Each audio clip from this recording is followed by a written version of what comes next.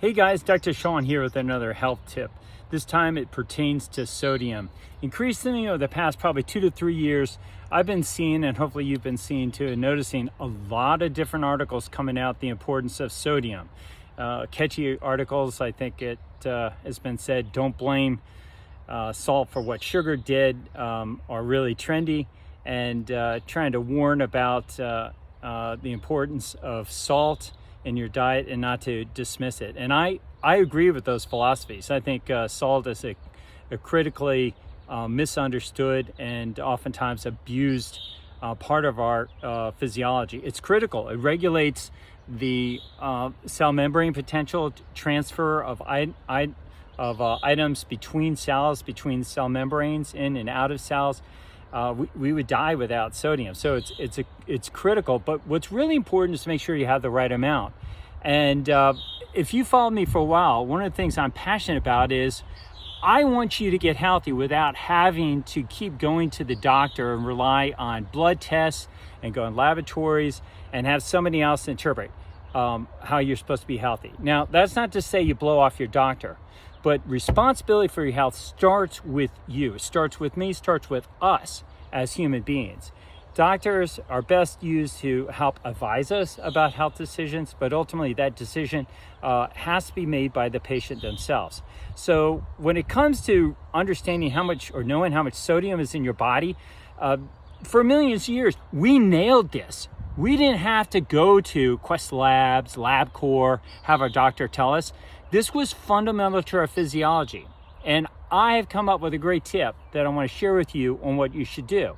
So when it comes to understanding whether you are low or have too low in salt or have too much salt, it's really important so that you can avoid some of the different conditions that are associated with too little salt, hyponatremia, or too much salt, hypernatremia.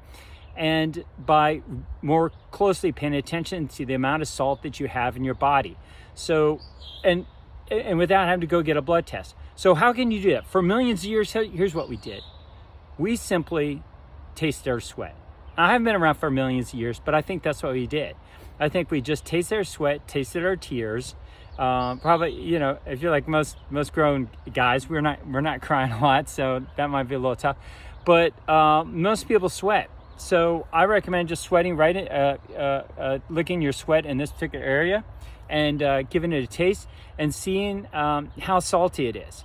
And a great time to do this is when you're exercising, or what I do is every single day I do a sauna. And if you've been following me for a while, you know that I'm a huge fan of sauna. I think it's an awesome strategy for optimizing your health.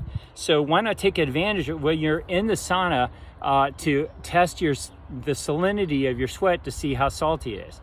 Well, how do you really know? This is the interesting thing. I think nature gives you a vestigial capacity, an inherent ability to taste salt in your sweat and know if it's too salty or too mild. I never grew up licking my sweat. I suppose I did as a kid, maybe. I don't remember it. I don't remember my mom and dad teach me to do that, like Mama and Papa Bears might do that to their cubs to teach them different things. My parents taught me other things, but it wasn't tasting my sweat. But I'm going to teach you that. I think it's a good idea. So since I've done that, no more cramps. I have not had any more cramps at all since I've tasted my sweat every single day, and I make adjustments. So if I have too mild of flavor of salt in my sweat, I replenish my salt by consuming some salt. Increase the salt in my blood, my salinity, by replacing salt. One of my current favorite salts is Redmond's Real Salt. Again, like everything I tell you about, I have no financial interest in this product or any products whatsoever. When I tell you about something, it's because I like it for that reason alone. But Redmond's Real Salt is a nice salt, and I also like pink Himalayan salt. So I happen to bring a chunk of pink Himalayan salt with me. You can grind it up. Very interesting stuff. These salts go back hundreds of millions of years in an environment when the earth was very pristine and clean, and lots of minerals are contained in those salts. So pretty often I'll take a half a teaspoon of salt or a quarter teaspoon of salt, or even a full teaspoon of salt if my salt is really mild. There have been times where I didn't taste almost no perceptible saline at all. in my sweat. And so I will replenish with salt, and I will definitely recheck that. So free test, you can do it at home, super easy. You just lick your sweat. So that's a cool little test. I hope that's helpful. Pass it on to other people so they learn this valuable tip on how to track your salt and do something about it and be aware of it.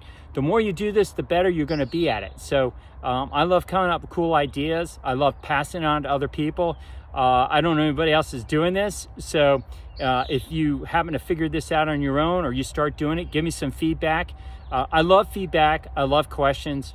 My passion is to help people who really want to get healthy, and people who really want to perform better, really perform better. So if you like this video, give it a like, consider sharing it with other people, and consider subscribing to my YouTube channel. Follow me on Twitter and Instagram at DRSEANOMARA.